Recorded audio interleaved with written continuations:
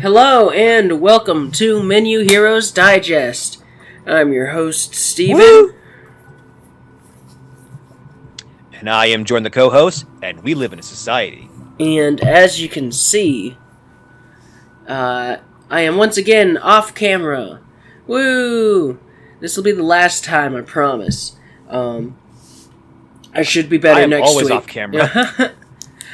The last couple videos I haven't been on camera because I haven't felt well, and I'm like, well, I'm not going to go through the hassle of setting up the camera just so people can watch me blow my nose and cough all over the place. I should be better by Monday, though, at the latest. If not, then I will talk to the doctor. You're getting plenty of rest, right? Yeah, I sleep all day. You know, nothing really changed. That reminds me, though, I do need to take some more Dayquil. So, while I do that, yes, please. Jordan will talk to you about something that is almost as... I don't know. He'll talk about something that's almost as deadly as NFT is disease. Is that what you're trying to say? Yes. A virus to the entire industry is what you're trying to tell me? Yes. Thank you. Okay, well, look, I have made myself very clear on what my stances are of NFTs and the metaverse and everything. So you have? If you watch a video, you probably... Oh, you want me to start all over again? No, I'm sorry. I will rant. No! One more time. I've made a mistake. I've made a huge mistake. Yeah, it's no. It's okay. So, I get it. I don't know how I feel about this whole thing, but we have here a story about someone you might be familiar with that has his take on this whole metaverse and crypto and NFT stuff we hear nearly every day. Gabe Newell. Yes, the Gabe Newell, obviously the president of Valve, creator of Steam Deck, trying to like promote his new stuff out there, and obviously with him being a big tech guy, a big CEO guy, surely some people have tried to interview him and get his thoughts on what all the other CEOs are doing, which are trying to promote cryptocurrency and NFTs and all that metaverse stuff. Hey, it's gonna be the next big thing, right? Right, Gabe? Huh? You agree, right? Well, not exactly. Matter of fact, he is sick of all this crypto news and metaverse news just as much as we are. So already he's my Batman, or he's my Bruce Wayne. Just the billionaire I actually do support and care about. So all right, so here we have the article saying Gabe Newell being asked about the whole metaverse thing, and as I said right here in a quote, there's a bunch of get-rich-quick schemes about metaverse and everything. Most people who are talking about metaverse have absolutely no idea what they're talking about, and they've apparently never played an MMO. They're like, oh, you'll have this customizable avatar, and it's like, well, go to La Noscera in Fantasy 14. And I apologize if I got that name wrong. Okay, I swear one day I'll play Final Fantasy 14 and know what I'm talking about here. Anyway, back to the quote, and tell me that this is a solved problem from a decade ago, not some fabulous thing that you investing. And also, Gabe Newell is also friends with the creator of the popular cyberpunk novel Technomancer, William Gibson, and basically him and Neil Stephenson, who wrote Snow Crash, both novels I do intend to one day read and or listen to the audiobook version. Anyway, both those guys kind of coined the idea of metaverses, and basically exploring the idea of a virtual reality and the social commentaries built around that, or what could have led technology to lead to such dystopian futures and everything. And both those guys, they do not like the fact that Mark Zuckerberg and other CEOs are constantly pushing metaverse stuff and pushing this idea that we'll all be in a virtual reality and we'll all do things like there.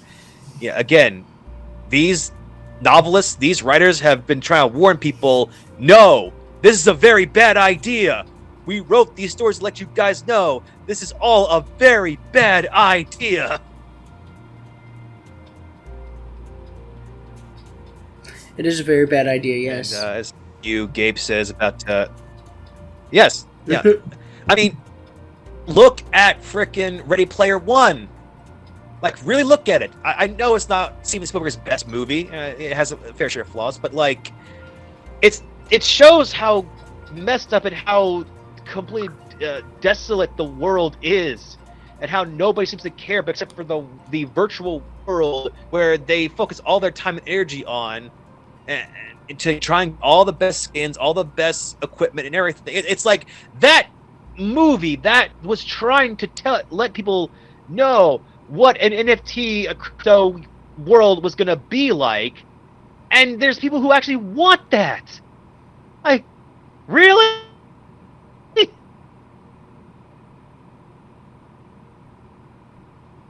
Are you there? That's a Spielberg want to come to life? Okay. Not even like frickin', Jurassic World or Jurassic Park or... Yeah, I'm right here. Can you hear me? Yeah. Sorry. Yeah, it seemed like kind of weird... my phone's going weird now. Sorry. It was like a weird blip. But it's all good now. Maybe. Could hear me? Could you... Yes, I can hear you. Okay, cool. Alright. Okay, so... Anyway. Back to the interview with Gabe Newell. I'm friends with Neil Stevenson, and every time we get together, he just puts his face in his hands. So it's like, okay, what's metaverse story is driving you insane today? And it's and also the article we've been looking at has a wonderful tweet from Alex Bleckman. Tweet goes, sci-fi author, in my book, I invented the Torment Nexus as a cautionary tale. Tech company. At long last, we have created the Torment Nexus from classic sci-fi novelists. Don't create the Torment Nexus. And that is more than likely poor Stevenson's life, and also Gibson's life as well. Just, oh boy. Now I should also point that Gabe Newell, he is a little more optimistic than the other two. He thinks there is some benefits to this kind of stuff and it can be sorted out, but it's going to take a long ways away. But like right now, he sees this as purely get-rich-quick schemes, which is yeah. Other news: the sky is blue. Pretty much. Yeah. So it's just like the funny thing is like. Yes, virtual reality on paper, or like as a little kid, you think it might be cool and interesting, or at least like it help you escape from a terrible dystopian future. But on practice, or like when you actually think about it, like not only are the ramifications just awful, and it's like obviously like it's going to be big companies that create these virtual realities, so they will find a way how to like leech off of you in some way or another. But it's just like, yeah, this whole thing, everything about this has just turned me off completely to just the very idea of like creating a second life on the computer. I mean, I think I know we're trying to. I think VR is still a very cool concept. But, honestly, I think AR is cooler than VR. I think it has more potential and needs to be explored more.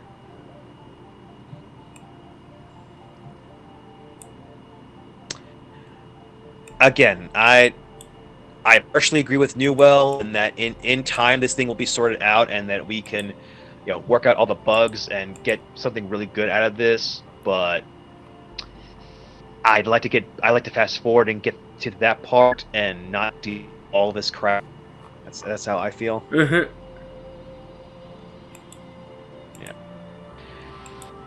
So speaking of crap that is not being allowed elsewhere, no, okay, that's a little mean. Yeah, I was like, what? I like Super Smash Brothers Ultimate. Yeah, okay. Super Smash Brothers Ultimate. The whole Super Smash games are amazing and great. So that was not a good segue. All right, I try to make some fun segues on the show, and that one That was mean. just bombed. You're fired. Hard. I know. All right. Well, sorry guys, me and Super Smash Brothers are not gonna get Evo this year, so good luck, guys. But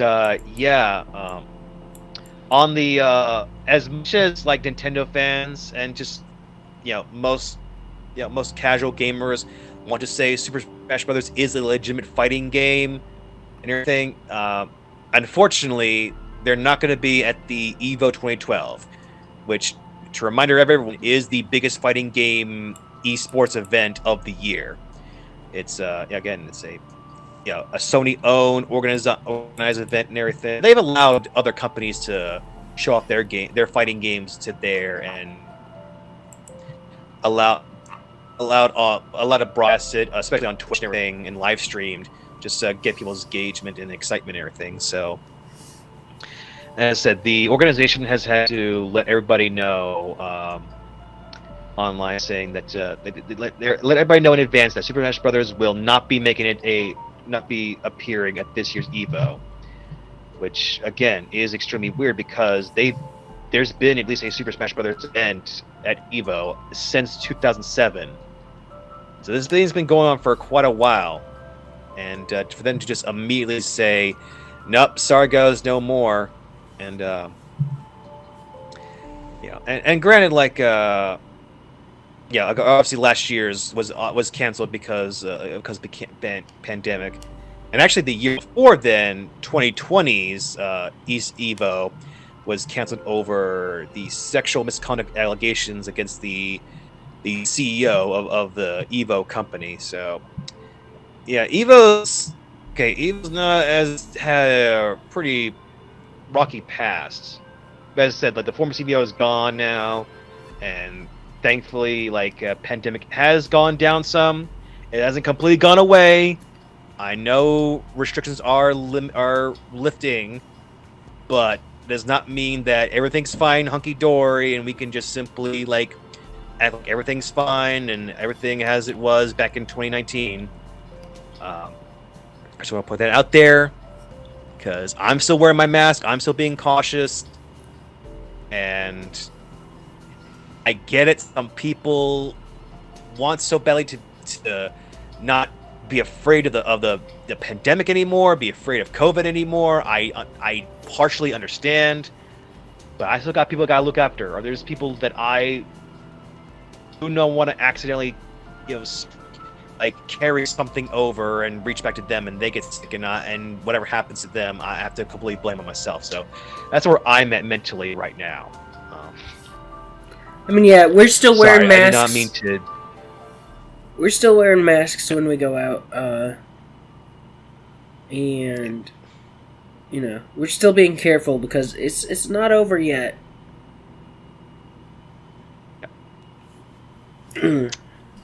Again, didn't mean to pivot from that story, but I just wanted to make myself very clear. Try and make sure where I'm at right now. Yeah. So, anyway, back to the topic at hand. Excuse me.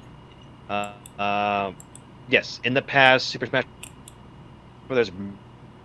You keep cutting out, Melee and Super and Smash Bros. Wii U version have both been major parts of the tournament series. I have? What? You're kind of cutting out. I mean, what the heck was that? Can you hear me? Yeah, I can hear you.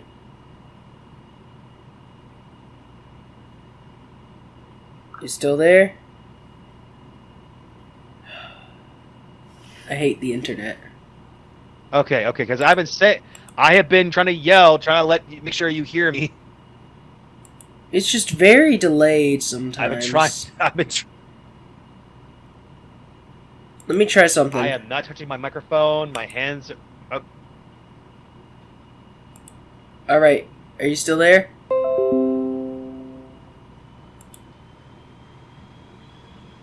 Let's hang up and redial.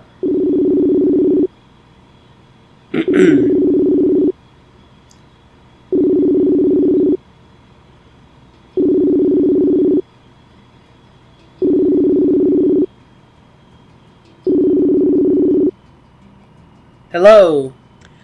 Oh, can you hear me? Yeah.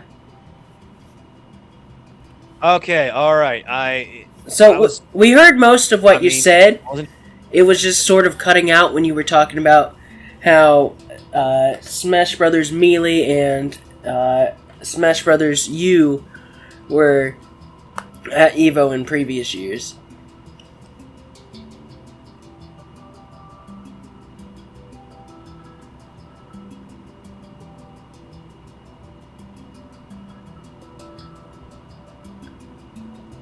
I'm gonna scream.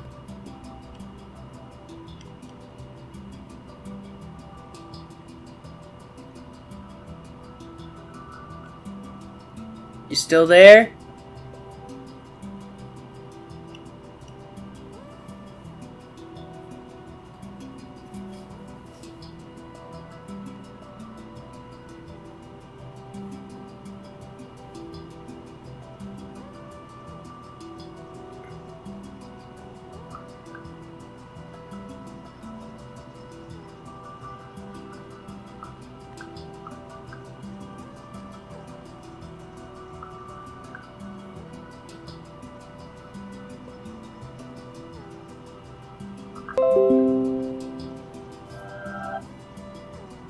Oh my god.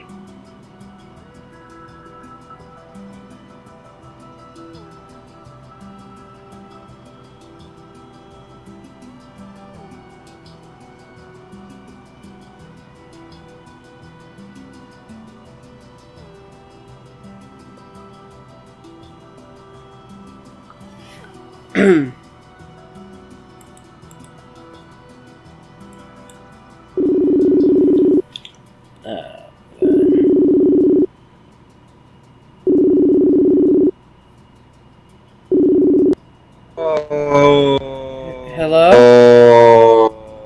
Oh, man. Hi. Jordan. Hello. Hi. Yes, hello. I can hear you. How are you? I'm good. Good. I have been trying to. I have been screaming. Okay. Not at you, I know. but just at the whole situation.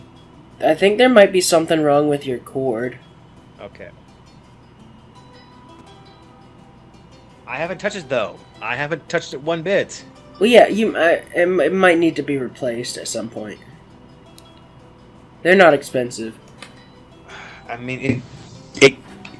I know, but it didn't. It came with the mic though. It's like I don't know what else to. You just get one with the same extension. I'm using a different one. All right, how about now? You can hear me? Yeah, I can hear you. Don't move anything. Okay. Alright. So, when we last talked, you were talking about how Smash Melee and Wii U were at EVO in previous years. Yes, and they are fan favorites. They are considered monumental. Feel better now? Yeah, I can hear you. I had to mute my mic to blow my nose. I know, I can hear you. I mean, I heard that though.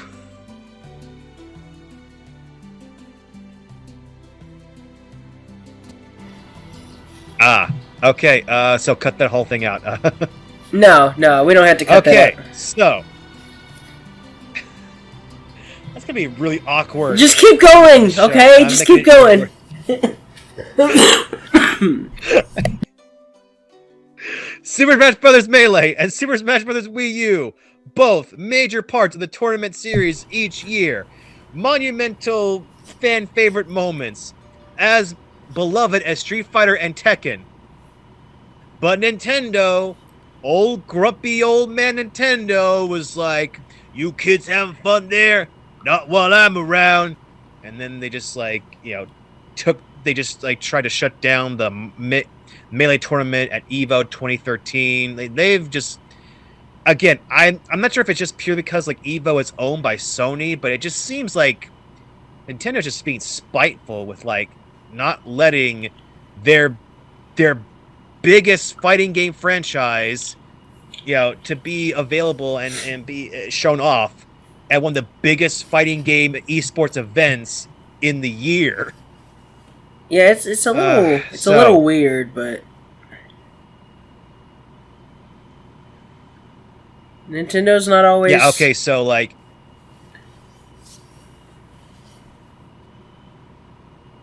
Well, again, they are very picky about where they want their games to be played and shown off. Yeah. They've kind of always, they haven't always been that way, but like certainly ever since like their growth has been so high and there has been so much more accessibility. Since like internet has become widespread, it's been easier. Internet has been such an easy access, and it certainly has.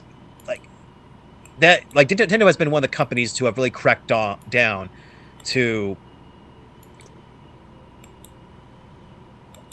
limit where you can and cannot see or show or play their games. And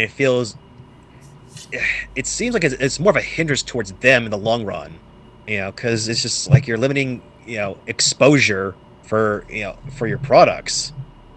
And granted, yeah, you're Nintendo, you're one of the biggest video game companies in the world, but still, like, if you just, like, I feel like this would be free publicity, if nothing, and this is very much, like, the old guard just not seeing, or not listening to the new guard, or listening to other points of view, or trying out new things, and it's always a shame when it's like a company that you do admire and enjoy most of their products from. Yeah.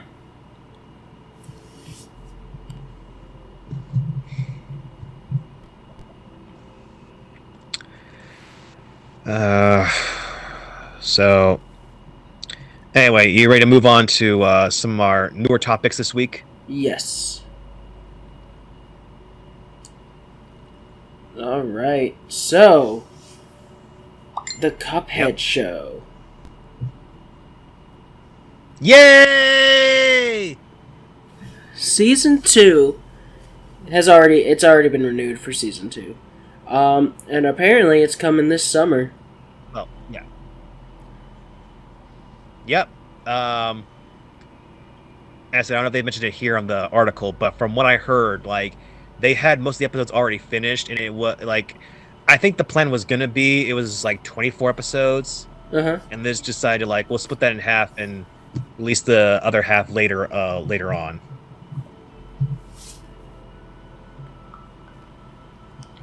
Well, it's later on. But yeah, man, as I said, summer of 2022, so it'll be here shortly, sooner rather than later. But also, I feel like this is a good time to like say that I finally finished the first season of Cuphead, and wow, I'm really digging this show, man. It is. I mean, yes, it's more aimed towards kids than I think even the Cuphead game was. Yeah. But still, man, it's got the right energy. It's got the animation is phenomenal, and occasionally they'll have some plot points and story beats that is intriguing. Again, I don't know if we want to go into spoilers or anything, but the last episode, or season 1 episode, that was a. Let's just say you'll be hanging on the edge of your seats. Oh, Cliff, I'm just hanging on by a thread. Help me out, buddy. Oh, no. Oh, my God. Oh, man. Excuse me, what? Okay, sorry. I just got an alert on my phone. There's a 90% chance of rain tomorrow. That's great. Oh, really? Except, There's also a 90% chance of snow tomorrow, which is not so great. I hate snow. Ooh. Yeah, man. And I hope it doesn't sit because I am planning on because again I'm heading to Richmond this weekend, so it's gonna be a nightmare if that stuff sticks. Oh god.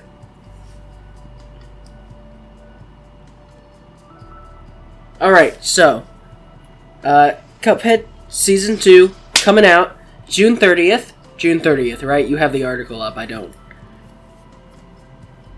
Yep. And you know what else is falling on June 30th? That's June 30th? No, actually the... No, I misunderstood the article. That's just when the Delicious Last Course is coming out. I was gonna say, well, I saw that, but I thought maybe they were releasing at the same time as synergy thing of we got the DLC and the new season coming out at the same time. I thought that what my first thought was. I thought that was what they were doing, and it made complete sense to me. Can we also take a moment? I know we've already taken 26 moments, but can we take a moment to appreciate the Delicious Last Course DLC? Oh man, it looks amazing. It's just the name. The name alone are phenomenal, man. Yeah, it's kind of look. I cannot even imagine. I know there's been some behind the scenes stuff for both the show and the game, and so all the talent and all the hardware it takes to animate all that stuff. I appreciate that immensely. It is kind of sad that they're only doing one DLC. They're not going to do any more. But maybe they're planning a sequel. Who knows? Who knows? I will say they've done a phenomenal job nailing the style they were going after. Sometimes people make things and it's supposed to be such and such inspired, and you're like, yeah, I could see the inspiration.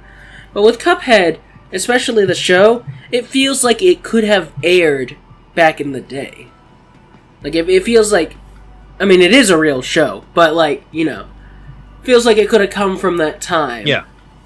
And I appreciate all the little references and nods they do to, the title cards, for instance, where they're, presented to you in such and such. Oh, yeah. I'm like, it's a nice touch. Easily. Yeah. Oh, yeah, it's very much yeah. Oh, we died a little bit. It's very much a what? Take a deep breath. Don't scream. Like the old Looney Tunes cartoons. There we or go. Even a couple of the old Disney. Man, great. I love it. I won't scream. I'm sorry. It's more like I wish I could do something to fix this. Because if it is my problem, if it is... I think what it is... Again, I was just going to say, if there's an issue on my end, I want so badly to fix this. It's probably an internet connection issue. Because the things you're saying, they're being picked up. But they're being delivered a little late sometimes. And it's really weird because it'll catch up and then it'll smush some stuff together. And then you'll respond to my thing 10 seconds after, and it's weird. But don't worry about it. We're doing what we can. The audience will understand, and if they don't, well then they can just not understand. It happens. I think our 6 viewers understand that we have internet issues. I know, dude. I know. Sorry. I think it's funny whenever I'm thank you to our 2 loyal viewers. If we could find a way to do these live, if we could do this live, in person, I would certainly love that. So we could have a natural reactions and be able to have perfect timing, and we'd be able to ad lib a bit better, and not constantly wonder what did he say, or you out? Oh no. Yeah, maybe that's the thing I would love, but unfortunately, circumstances are we cannot meet each other. We cannot find the time to meet up every week to do these recordings, and it's not feasible right now. It honestly kills me that. For instance, if Mama and I ever move back to Roanoke, then and I didn't mean to just tell the audience where you live. My bad. I just realized if it gets suckers outside, hey, it's part of the business, Part of the business. So here's his address. I'm putting it up on the screen. No. Well, if you are looking for my address, you might find a House of the Dead. Oh my god. Much like the House of the Dead 1 and 2 remake coming to Nintendo Switch. Aha! How is that for a segue? That actually was a pretty smooth segue. Not gonna lie. I was thinking about, okay, I know the next story. I'm gonna try and find some way to snake around into the next topic. So, and it was I think that one turned out pretty well. It was kind of campy, which makes it all the better. Again, that's House of the Dead, baby. That is House of the Dead, baby. It's like, Resident Evil is very much like the George Romero, like Night of the Living Dead, Day of the Dead, Dawn of the Dead kind of movies, and House of the Dead is very much like Evil Dead and Evil Dead. That's Evil Dead 2. That rather campy sort of like horror comedy kind of vibe to it, and again, seeing the trailer and them capturing that, I was like, okay, this is in good hands. It was like, this is all kind of corny and cheesy, but that's House of the Dead. It just kind of works that way. It's one of the few games that can get away with that, Alright, so tell our viewers about House of the Dead, and by extension me, because I've never played it. Oh, well, House of the Dead is a Sega arcade classic. It's very much a rail shooter. In the vein of plot is similar to Resident Evil. You're driving around a house, you had all kinds of spooky, scary things going around. You're dealing with monsters, and then you found out, there's some secret experiments things going on, or some weird conspiracy that's like causing all these creatures to come out and attack you and everything. And as said, it has buckets of gore. It's got some cheesy one-liners. It's got demons that are like, "You'll never leave the House of the Dead." It's like it knows what it is. It fully embraces all of its like 80s and 90s horror tropes and aesthetics, and it was my jam growing up. Like, I'm sure there was like there was a Dreamcast version available back in the day, in the either 97 or 98.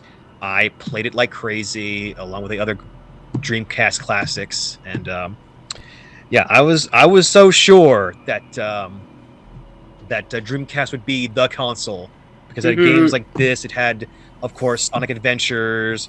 It had at least one of the Panzer Dragoon games, and of course Ready to Rumble. Again, like so many good games on the Dreamcast, so good. But unfortunately, shortly after Dreamcast came out, PS2 came out, and that crushed all the competition.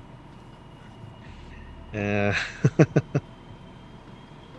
hey, it was fun. Those months that I had Dreamcast and I had those games, they were super fun. Good times. Good times. I never played the Dreamcast, gonna be honest. Oh, pardon me. I wish I kept my Dreamcast.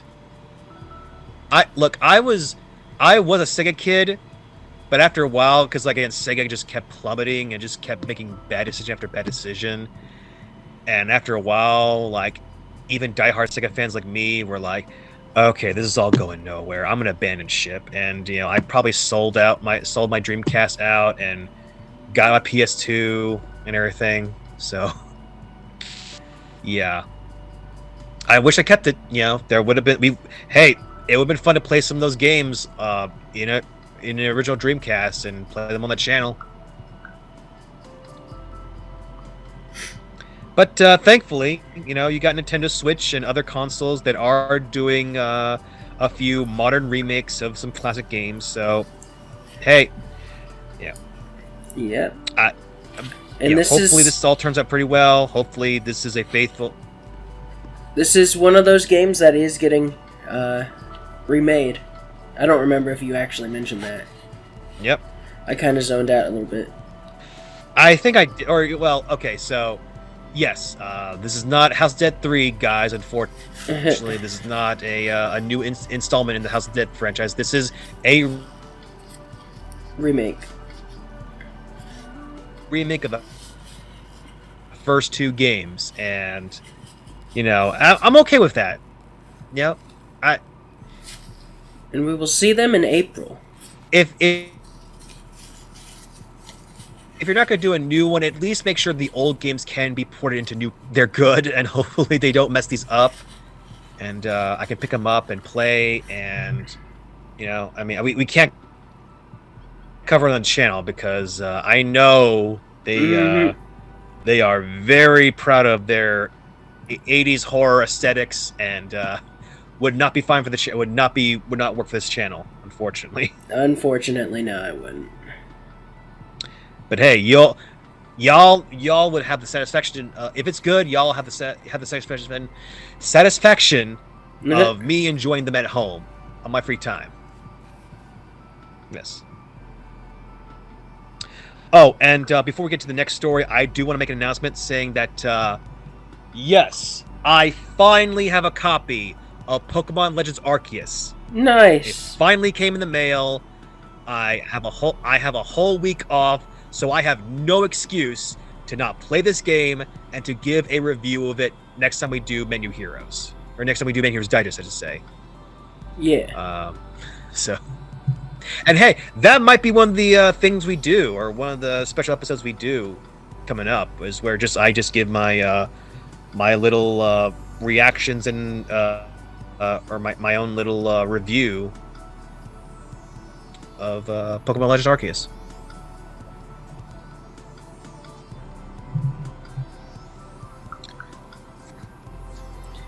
I've enjoyed it. Hey, you'll have to wait and see how it goes. We'll have to wait and see. I've enjoyed it. I don't think the graphics are as bad as people say, but okay. there are some. Whew! I'm like, okay. There's sometimes Pokemon will be in the grass, and the grass will like glitch wildly, and I'm like, what's going on here? But most of the time, the game looks pretty good, and oh, really? It's not enough to break the game. Okay. All right. I think I was being okay. So again, I will experience it firsthand. But when I first saw like the first couple Let's Plays I saw of it, I know I wasn't too happy with how I looked at it because I just played Legend of Zelda Breath of the Wild not too long ago. And to me, that is still fresh in my mind of like, oh, wow, this is how you do open world RPG or open world games. This is amazing. This is wonderful. And I guess I was projecting and hoping that Pokemon Legends could be that. And it might be. I might play the game. And it's like, okay, this is, you know, filling in the hole that that was left behind after I finished Breath of the Wild.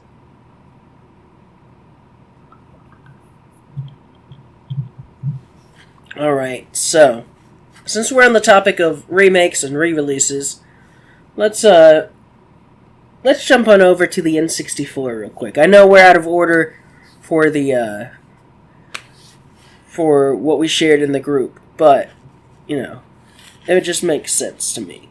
So, F-Zero X. I'm okay with this. I'm okay with F-Zero X is now available on Nintendo Switch Online.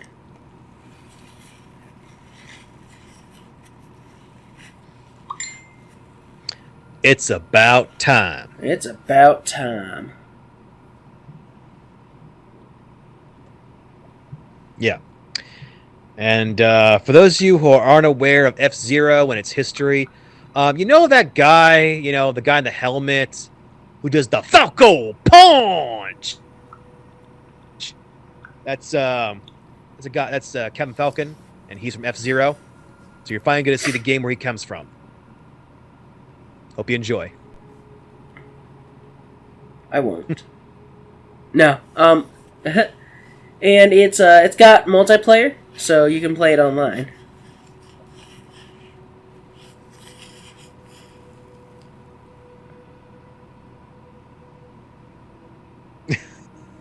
Okay. Well, I don't know.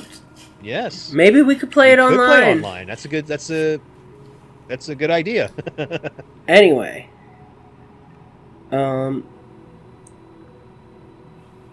And Monster Ride. Speaking of online, Monster Hunter Rise. I'm up for any online game that's on Nintendo. I am up for.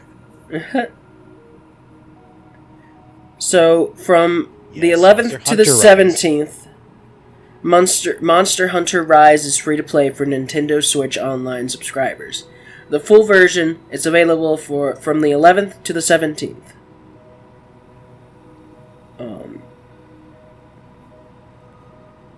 But after that, you got to pay for it. Alrighty. I kind of already bought my copy back in. Yeah, I was like, I already bought my copy. In December, I think. Yeah, because I did before we did our big year-end review. I did play a little bit more Monster Hunter Rise, and yeah, I mean, I haven't played it as much as before because I've been focused on so much other things.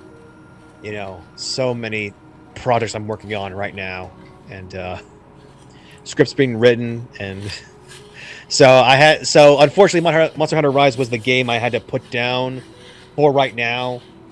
But I was starting to really get into it. After a while, I was finally getting the groove, finally figuring out like what works best for me, and I was really liking it. So, yeah. For those of you who do want to experience this for free, or you just want to experience it but aren't sure if you want to go ahead and pay for the full thing, I do highly recommend trying the free version just to give yourself a chance to see if you're gonna like this or not. Yeah, I might try it. Maybe. I don't know. It might take that full time to download.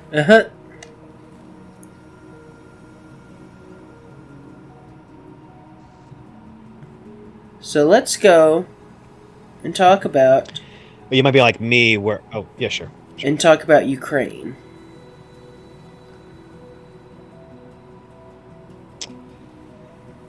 We got to. Yep. Yeah, it's we got at least like 2 or 3 stories that are about that. Yes. So, Wargaming developer, or Wargaming is a developer that is in charge of World of Tanks.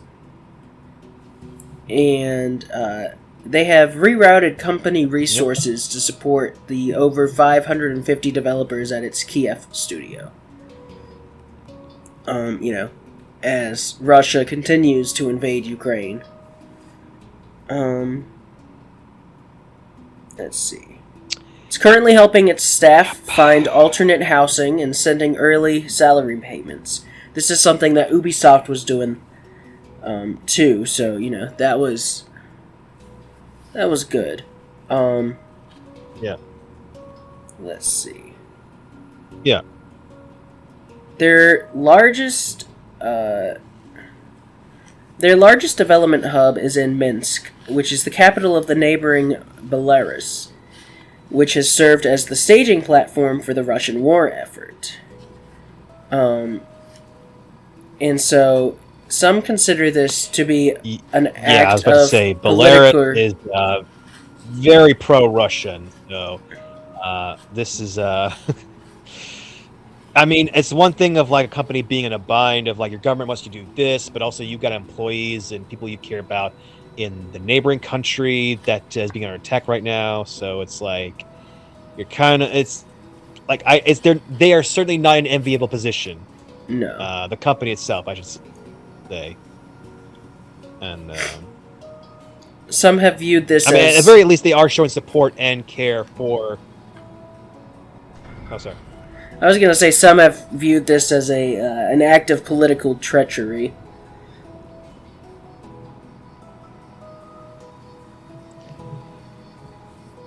You know, in a way, I kind of see that, but also, like... Forget that. I consider it a cool crime when you're breaking the law to help... When you're breaking the law in a means of helping people that are in danger. Okay? So, like... On a technical level, it is kind of considered treason, but also, like... They want to make sure people are not dying. Yeah. So, I can't really see them much as the bad guys. No, they're not. I'm just saying, that's how Belarus views it. And one more thing that Wargaming is doing is they're donating $1 million to the Ukrainian Red Cross. And, that'll be used to support Ukrainian hospitals, doctors, citizens who have been displaced, and other vital activities of the humanitarian organization as is needed. And they said if the situation requires more help, they'll give more help.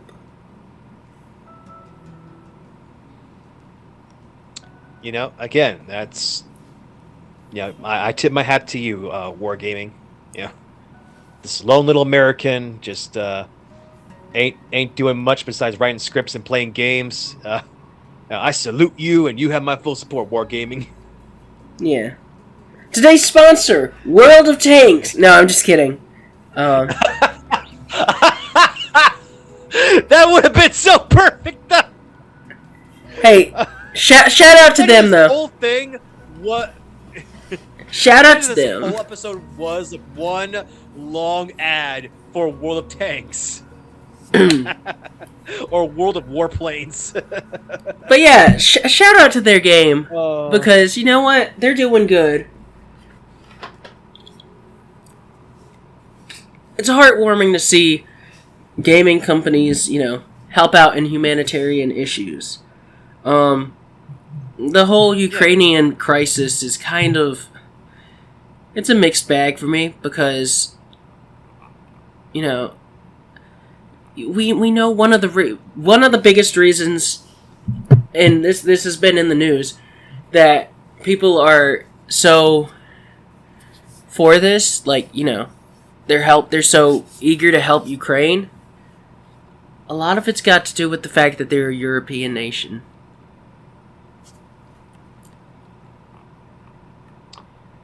I mean, I'm glad you said it first and not me because, I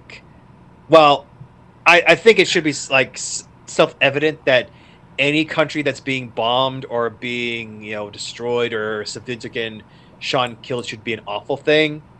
It is interesting how both the U.S. and the U.K. have for decades seen this kind of thing with various Middle Eastern countries and caused this sort of thing. Okay, and that too. We have been perpetrators of much destruction and death to many countries in the Middle East, and we don't bat an eye.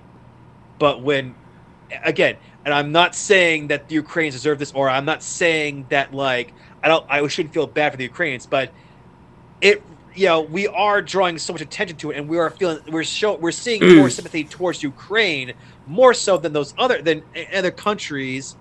That is because it's mostly white people. Let's be real. It is a country that's mostly white. There's a clear racial bias, and I want to make this very clear.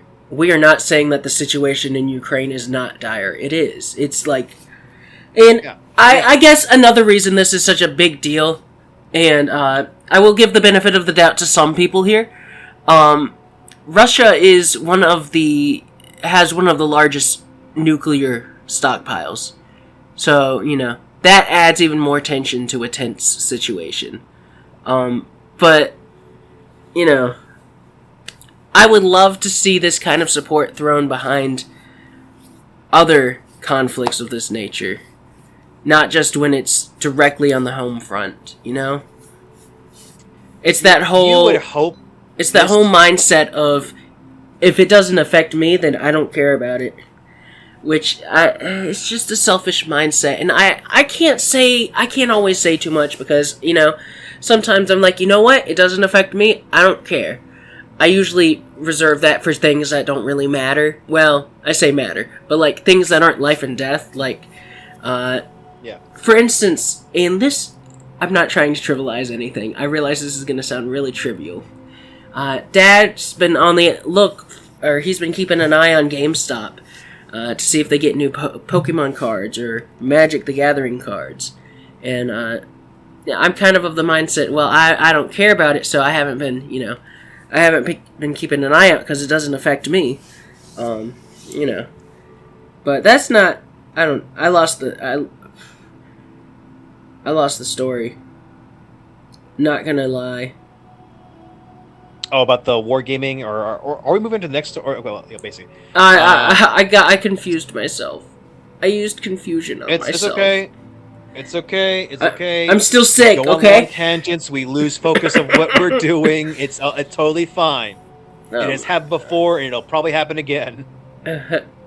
Anyway, just, you know, I would like to see peace throughout the world. I'm not stupid. I know it's not gonna happen. But it's a nice goal to try and strive for. You know, seeing this unity is good, but seeing this unity all the time would be even better. Yeah, it's sort of like, I mean, you hear this occasionally, but like, maybe we should. It's like it's sort of like Christmas, you know. Maybe if we had this energy of peace, love, tenderness, compassion, that instead of it being built up on just one day of the year, maybe we could just try and like spread a crowd around most of the year, you know? Yeah. Can we have that kind of mindset? Can we just try and be a little better, be a more compassionate, be a more sympathetic people? Is that too much to ask? With that said, apparently it is.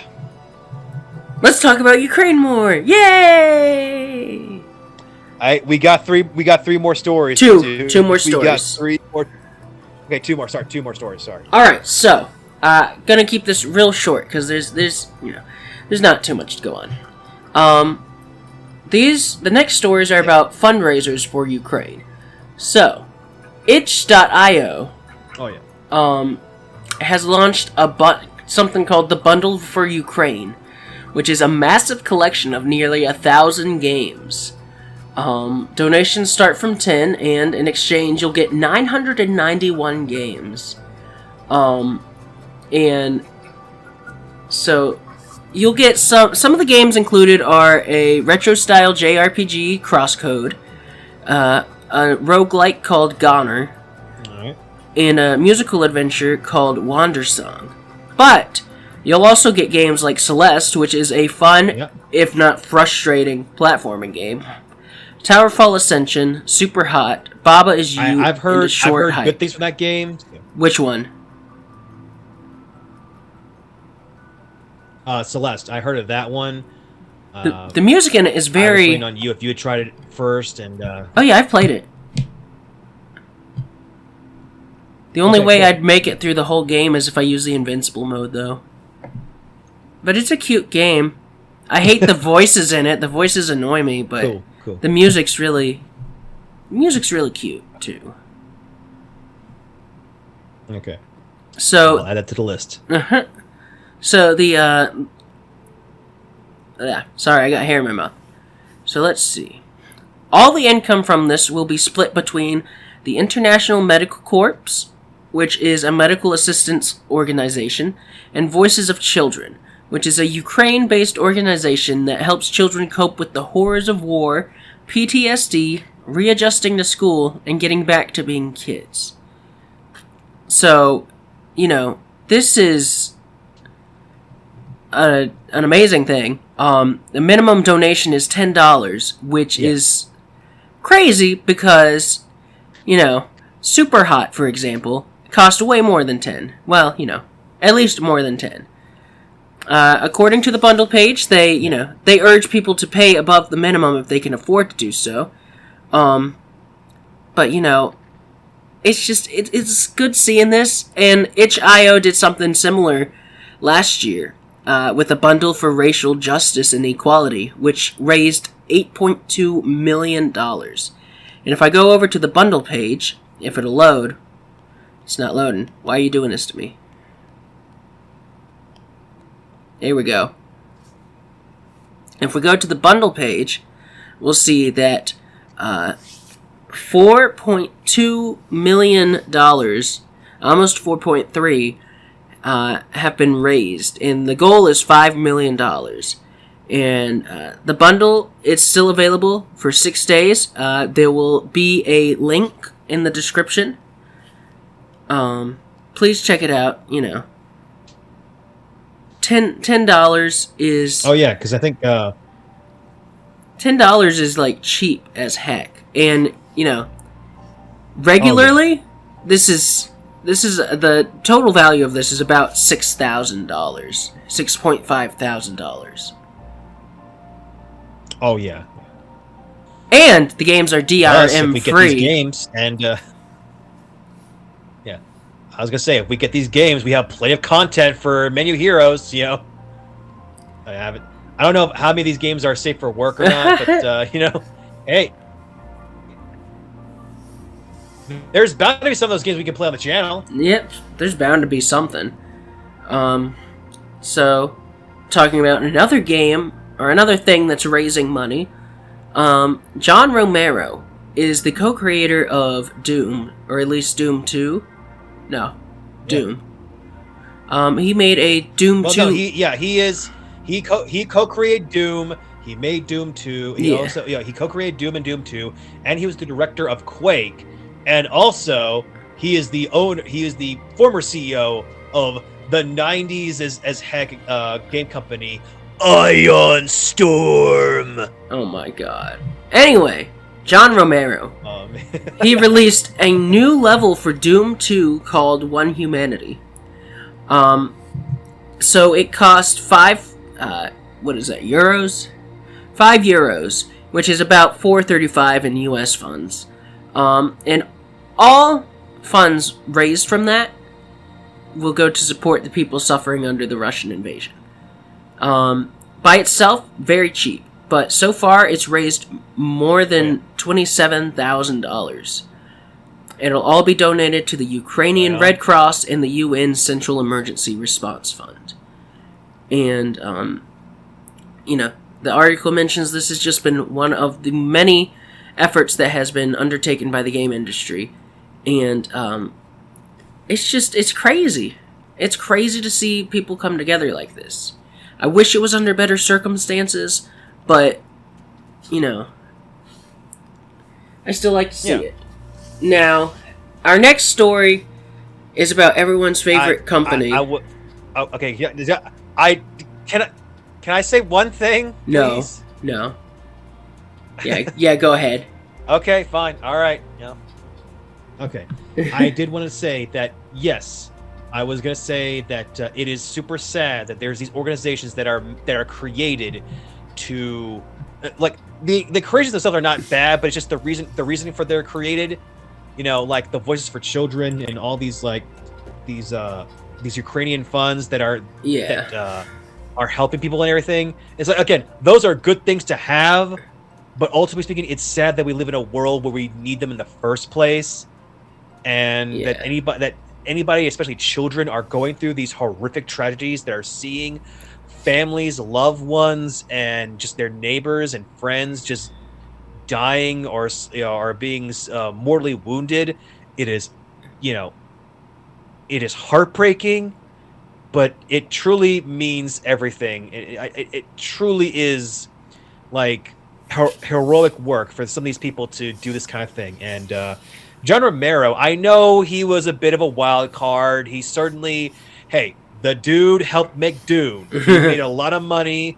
It got to his head. He made Ion Storm. He made Daikatana. Those things did not work out very well, but like, the guy overall, I think, is a pretty swell guy. He's overall just, overall cool dude. And again, seeing him trying to help out and, trying to, like, offer what little he can now to people in need. That does mean a lot, and I'm proud of him. Yeah. I'm proud of everybody who's donated to this. Yeah. Are you proud of everyone who's been helping out with the Ukrainian crisis? Mostly, I mean, I did this to set up something. Yeah, it was kind of a loaded question. Because, Elon Musk has helped. I am well aware that, yes, Elon Musk, and where the next person we're talking about is Activision Blizzard. They did donate to certain Ukrainian charities. Oh, so they did donate? They didn't just, pull out of Russia like everyone else is doing? Which, by the way, if all you're doing is pulling out of Russia, not doing business there, you're not really helping the Ukrainian people. Gotta be honest, it does stifle Russia's economy a little bit, but you're mostly hurting Russian people, not the Russian government. And this is your friendly reminder to not treat your Russian friends and neighbors like crap, because a big majority of Russians do not want this war. They think it's dumb. This is Putin's war, and honestly, if you think he was elected fairly, you're mistaken. It's a public secret that Russia isn't a democracy. It's a capitalist. I think it's well known. It's an oligarchy. It's well known. Yeah. But I do want to thank you for bringing that up, because, yes, we are trying to reach out to the people in Ukraine that are suffering and everything, but also, plenty of people in Russia and just Russian immigrants that are living here in the U.S. or other places, they are not supporting this war. They are not wishing any harm to any Ukrainians at all. And in fact, now I know this is not exactly the same as U.S. and Canada, but in a way, plenty of Russian citizens have relatives in Ukraine and vice versa. Yeah. So this is very much like a war between families, what is going on right now, and it really is Putin and many of his underlings that have helped orchestrate this whole thing. Yeah, I mean, I really don't want to see hate against Russian people, because we've seen how this plays out before. We saw how it played out in World War II, where German citizens of the U.S. were treated like garbage, and especially and the Japanese citizens, especially Japanese Americans, internment camps, where we didn't do concentration camps. Might as well have been the same thing. Well, okay. No. I'm sorry. Well, it's just yes. German families were treated unfairly during that time, but the Japanese families and just Asian families in general living in the U.S.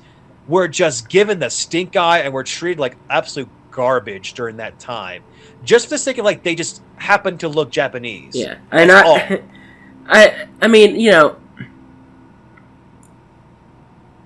I thought you were disapproving of the comparison to concentration camps, internment camps, and that. No. I mean, I've done it's I mean, they are similar. I've book reports of the differences between concentration camps and internment camps and everything. But yeah, it's still you're rounding up people up and dictating how they live and just putting them through ungodly conditions, inhumane conditions, and it's inhumane conditions. Yeah. And I'm not trying to be offensive or anything, which I realize people who are offensive say. But no, I'm just trying to point out that it's not right to hate people just because the leaders of the countries they're ancestries from. Yeah. You know what I'm trying to say. I'm just struggling a lot right now. Hey, it's Don't be racist. I completely understand you. And that's the unfortunate thing, is that, we just had a conversation a year or two ago about how plenty of Asian Americans were getting the butt and blame for COVID and were being harassed and assaulted, and it's now people are just switching over to Russians now, and it's that's the exact okay, not the exact same, but it is a very similar dynamic you're putting off. Just you're It's focusing if on we another race. if we boil it down to the common denominator, it's all racism. Yeah. Racism and xenophobia. Oh yes. So I want to get to Activision Blizzard, especially because we're at the hour mark. But I want to talk about the TV story first. I want to save the Activision Blizzard for the last because it's a little heavy, and Right. I feel that one does need a trigger warning. TV one as a means of like a palate cleanser, but if you want to go ahead and get I mean, it with, fine. We could. The only problem is like I don't know. I guess we could do. How do you think we should do it? I trust your opinion. Again, I kind of want to live on a bittersweet, or either on a fairly positive note. Is how I usually try and end these digests. That's how I think. That's how I want to at least like give people something positive to think about. But if you want to like end it on a dark note, no, don't. You're like making me out to be the bad guy. No, I do have another story that we can use as a like quote unquote palate cleanser. It's a short little goofy story, but let's start with the God of War, Activision, and then we'll talk about the last thing. Okay? Let's begin, boy. Let's begin. All right, I'll let you take the lead. Yes, because as I said, I have more experience with TV and movies than games, shockingly. But anyway, so PlayStation's flagship action-adventure franchise, God of War, it's heading to TV, baby. Prime Video, Amazon's Prime Video is negotiations with PlayStation's company, try and get a live-action TV series based on the hugely popular ancient mythology-themed game with our old buddy Kratos and maybe the boy. It all depends. But anyway, we'll talk about that in a little bit. So, so basically, like they're reaching out to the Expanse creator and executive producer Mark Fergus and Hawk Hosby, and also reaching out towards the Wheel of Time executive producer and showrunner Rafai. Again, I apologize in advance. I'm gonna try my best to say this. Rafai Judkins, as well as Sony Pictures Television and PlayStation Productions, which collaborate on all TV series based on PlayStation games. And as I said, I haven't seen a whole lot of The Expanse or The Wheel of Time. I've only seen a couple episodes, but wow, dude, those episodes were pretty good. Great. Expanse is a great sci-fi series, and Wheel of Time is a really good fantasy series. So. I think this team they got here is a pretty good team to work off of. But as I said, also, this is obviously God of War, big massive property right now. Like it was pretty successful when it was doing the Greek mythology stuff, and Kratos was all about revenge and Ares and all that stuff. That was his main motivation and all that. But the reboot in 2018, it was 2018, that set him around the Norse mythology, and he had a son now and everything. Like, I've seen more people reference that. Again, I just reference the whole boy, because that's the thing everybody thinks of now of God of War. I've seen more people like have said that was the very first God of War game they ever played, and that's what they think of when it comes to this kind of thing. So, I am legitimately curious whether they will take it right back to how it all began with Greek mythology, with Kratos going to literal war with the god of war, Ares, and to an extent the various other gods and all that. And go into some of the prequel stuff, which goes into even more detail about his white skin and the marks and all that, and his brother and all that. Or they're just going to skip all that and just go straight to the 2018 Norse mythology version of him raising a son and him constantly battling Baldur. Yeah, Baldur. Yeah, so I don't know. What do you think? What's your thoughts on this? I'll be honest. It's been like decades since I've played God of War. I never got a chance to play the 2018 reboot. I remember playing the original God of War, which is probably something I shouldn't remember doing because I was a kid when it came out. Ooh, you were bad boy. No, I'm just playing, man. I said I was playing House of the Dead and Resident Evil when I was a real young age, and it was only because like I had a cool older sister, and she let me play some pretty scary games, and she loved horror, so I eventually got to learn and love horror from her, and so yeah, love you, sis. Hope you're doing all right there.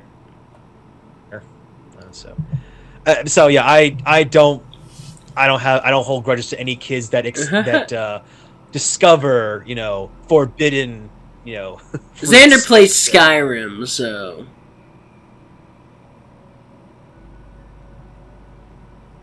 remember Skyrim's rated M. Yeah, that one's it is. Yeah, I thought my first thought was, well, it's more of a fantasy, and but no, there is a whole bunch of like Violence, dark stuff in that game. So it is violence and some implied sexual stuff going on. I don't think they show anything, but they imply a bunch of things. So. Yeah, you don't get to see anything unfortunate. Yeah.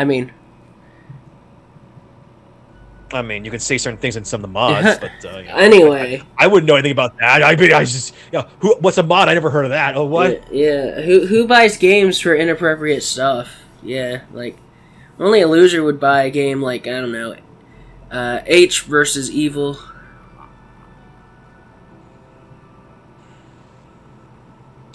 Would you believe me? I said I know the articles. No.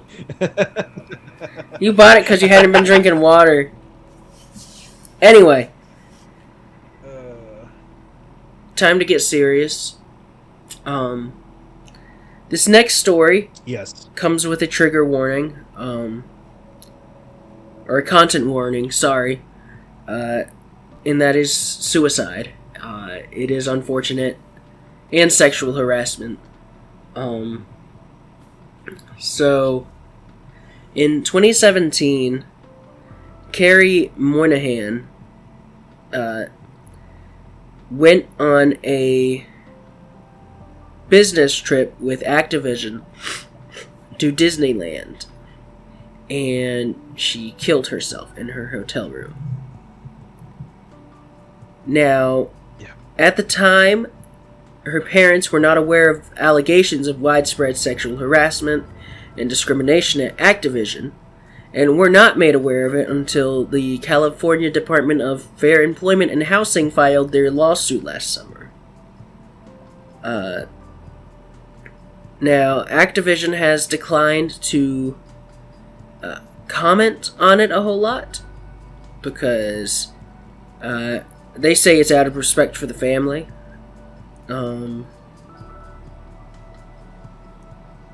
But basically, so she had been suffering from sexual harassment at work prior to her death. She had a relationship with a male supervisor, and specifically at a holiday party before her death, male co-workers passed around a picture of her genitalia. The lawsuit names Greg Restituccio?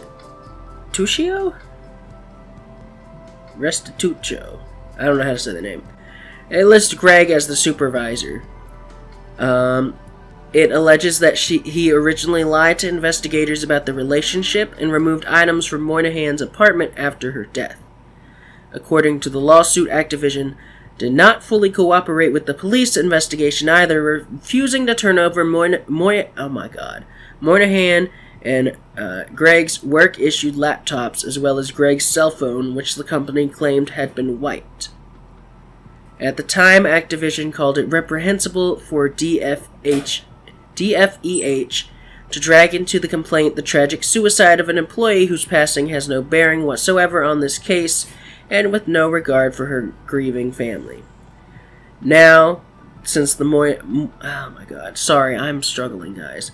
Since the Moynahans have launched the lawsuit, they argue the opposite in that Activision has a pattern of going to extraordinary efforts to suppress and cover up evidence of alleged misconduct at the company.